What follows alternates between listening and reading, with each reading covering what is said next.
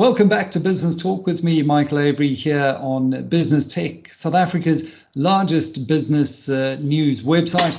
And as we enter 2021, we're a full month into the new year. I think so many people had hoped that the vaccines would be rolled out already. We have had them touch down at OR Tambo, the first 1 million doses, but it does look like we're still some way off from seeing phase 2 and phase 3 of the rollout of the vaccine across the country, and with it the return to some semblance of normality. So what are businesses doing in the interim to get through the second wave and potentially planning for a third wave in winter? Well, my next guest is certainly someone who thinks quite deeply about that. He was CEO or became CEO of EY Africa back in 2010, having joined the organization way back in 1993, so really understands the landscape of business consulting. Ajen Sita, welcome to Business Talk. Firstly, to the impacts of lockdown on EY. When it was announced last March, and I can't believe it's almost been a year, by the president that we're going to go into this hard lockdown, I don't think anyone could have foreseen just how long this pandemic would roll on for. How did you respond initially? Yeah, thanks, Michael. Thanks for having me.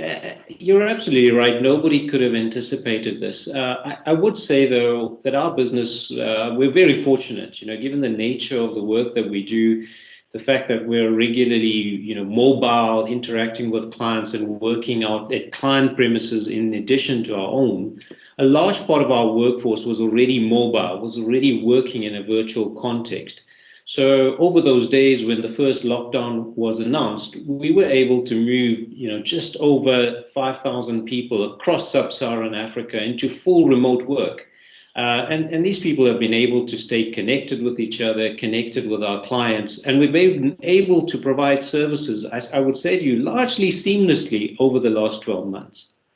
But of course, it does come with challenges because we've taken in a number of new joiners, and I think particularly of people who are starting off the world of work for the first time.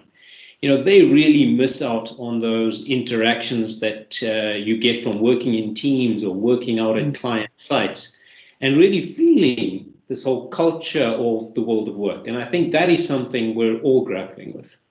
So how does one do that effectively? How do you onboard new staff members and introduce them into the EY way of doing things and that culture? It's very difficult to induct someone virtually. Yeah, we've had to be far more deliberate about it. So like most companies, we've moved this all now to virtual onboarding. So we've made sure we've got laptops and connectivity delivered to people's homes so that they can connect with any of the infrastructure that they require or to their teams through the hardware and software that they have in their homes. So that was the starting point to make sure that you can get people connected.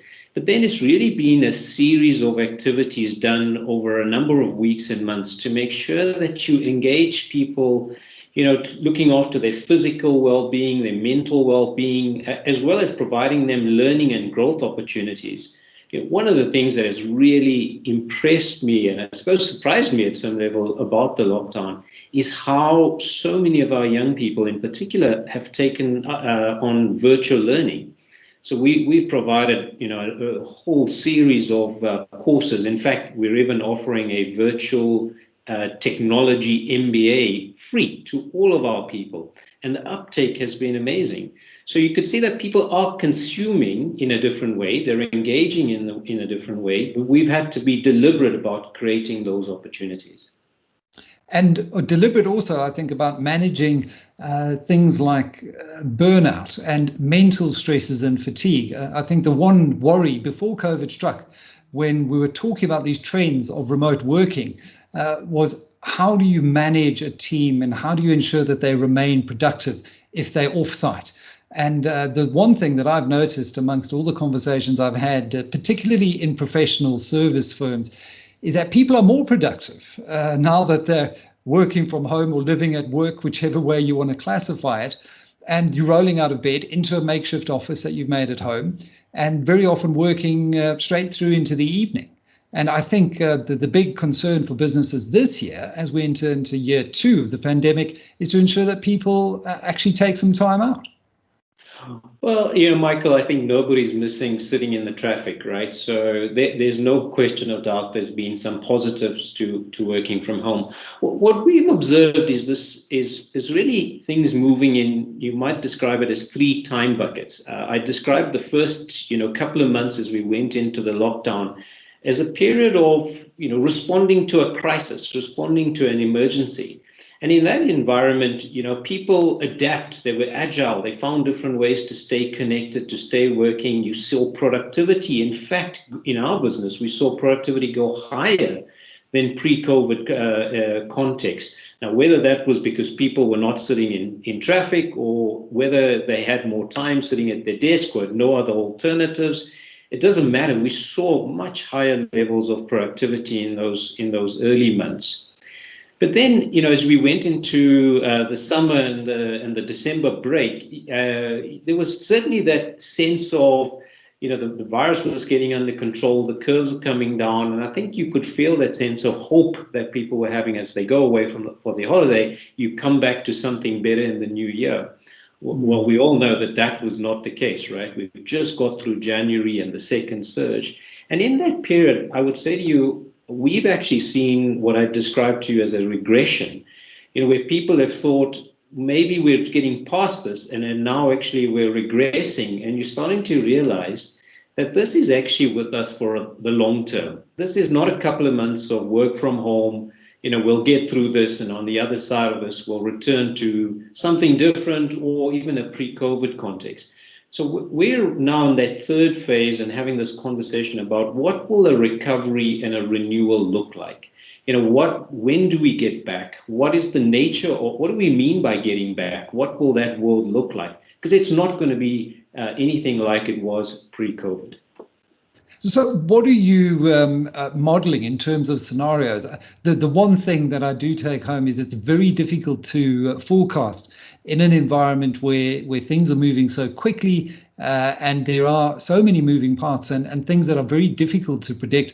What are the scenarios, let's put it, and what are the percentages that you're applying to the various scenarios in terms of what this new world of work is going to look like? Do you see it more as a hybrid type model? What do you think it's going to be? Well, there's no doubt, Michael, that given the fact that this lockdown period or work from home has been going on for so long now, just on a year we're touching, people have had to adapt and have had to find new ways of working and connecting. So we've demonstrated that the traditional notion of, work is the place you go to is no longer true. Work is what you do. It is not the place that you go to. So we've adopted something within EY that we refer to as work from anywhere. And this is something we've put in place today already and will deepen, over the coming months and if not years. So work from anywhere is really about empowering our people to make the choices. Whether you're going to work from a home office, people are now connecting out of coffee shops and retail spaces or working on client sites or even our own office. We'll see all of these spaces reconfigured. And what we're seeing is that where people might be doing focused individual work, that is typically something they're likely to do from home. There's no need to commute into an office to sit at a desk to do focused work. And so we see the office actually being entirely redesigned and really becoming a space for collaboration, for innovation, for teaming. Now, that's something you can't do at home. And the technology has clearly enabled it. There's greater connectivity, but there's no substitute for having a group of people, sitting around a set of whiteboards and doing some brainstorming, some teaming, some innovation. That we will continue to do, in my mind, in physical spaces. So we're already starting to do some work to reconfigure and redesign our offices to cater for that. Sadly, I think we're not going to need all of the real estate space. So I'm concerned about what does this mean for the real estate market, because we've learned that we simply do not need all of that space. No doubt. I was speaking to Steve Brown of Fortress REIT the other night on my radio program, and he was talking about the fact that commercial property in particular, and then followed very closely by retail, because we're also seeing changing dynamics in large regional shopping centres, people preferring their local mall, their strip mall. They don't want to be enclosed and indoors. Those are the two sectors that are really going to have to innovate out of this crisis. And there are creative solutions.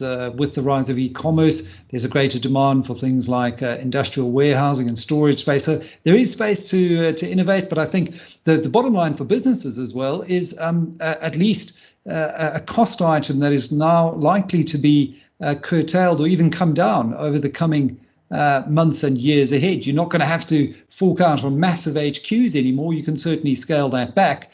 But I want to talk now about the budget, which is just a couple of weeks away. And if we zoom out and look at South Africa from a country level perspective, the one thing that COVID did do was accelerate the decline and the deterioration in our fiscal metrics. We're approaching 100% debt to GDP. Our interest service costs are rising the fastest amongst our emerging market peers. And many in the market are very jittery about this balancing act. What would you like to see the finance minister do to help restore some confidence and to reassure business leaders and investors that there is a responsible hand on the tiller? Yeah, Michael, I see this in two parts. We've got the State of the Nation address that's going to come ahead of what we're going to see in the budget, right? And I suppose if I just take that first and I look at what are the big themes that everybody is expecting the president to be speaking about, I really see it as four things. The first, no question, is how are we going to manage this vaccine rollout, and how are we going to do it so that it's an inclusive process? And of course, there's a lot of skepticism out there around corruption and what can go wrong.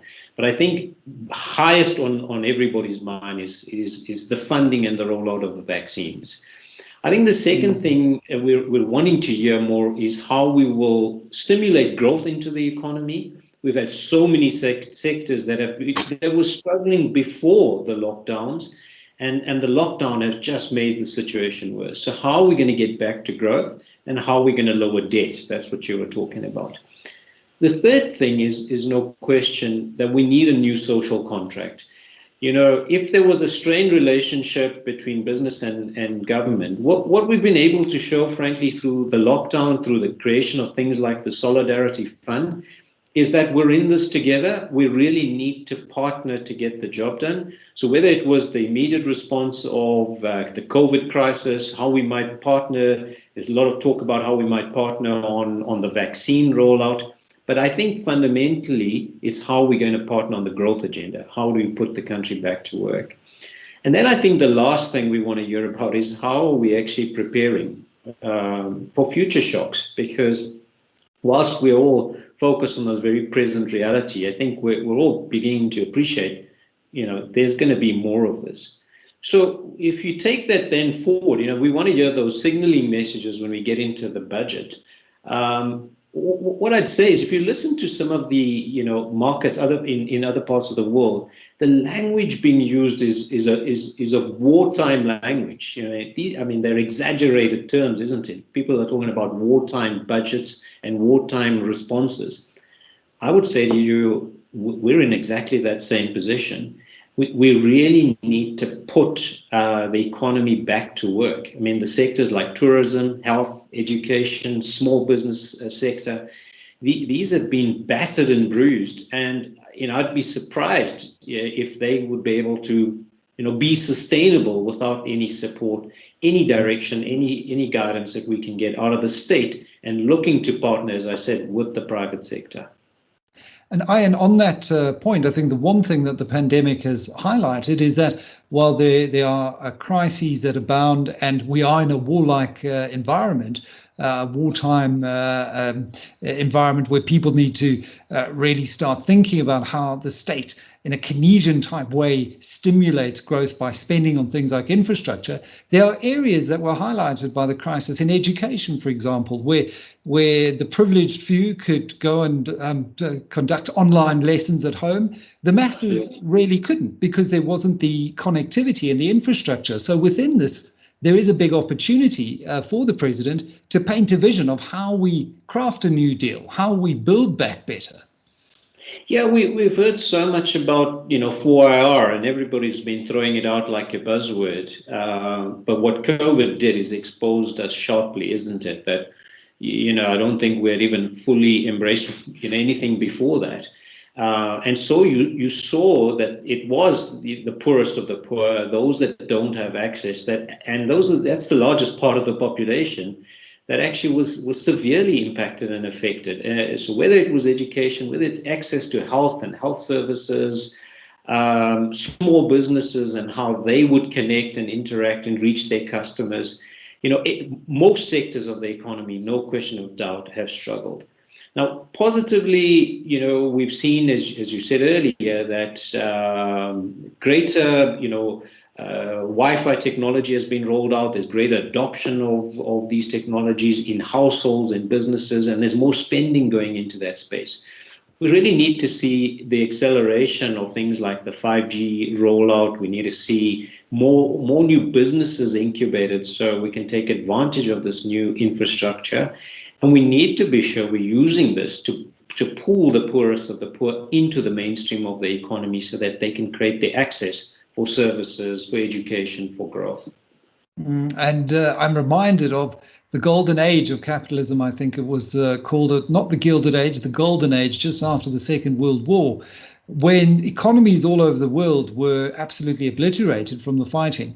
And because of the spending on infrastructure, and I think there was a sense of relief as well that the war had ended, capitalism enjoyed one of its best periods of growth from the late 1940s, early 50s, all the way to the oil crisis of early 1970. So if we play our cards right, we potentially can lay the ground here for a real sustained economic boom. Would you go along with that?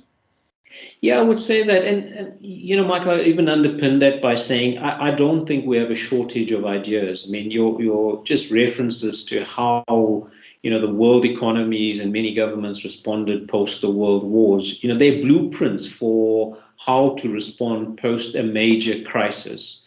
And we've been talking about this before we got into the COVID crisis, because we've been talking largely about, our credit downgrades and how the rating agencies have consistently, put us now in junk status. So we all know the problem. As I said, there's no shortage of ideas. What we really need now is action. We really need business and government putting their heads together and getting the job done. And we've shown, as we've responded, together with the Solidarity Fund through COVID, there's a lot of conversations about how we work together on the vaccine rollout. We must be able to do this to get the economy growing. Absolutely. The two big V's this year, vaccines and Vulindlela. We need to hear more about implementation from the president at his big State of the Nation address, and then in the budget as well. Ajen, it's been great pleasure chatting to you, and good luck in steering your organization through this continued uncertain environment that the pandemic has thrown up. Take care. Thanks for having me. Bye-bye.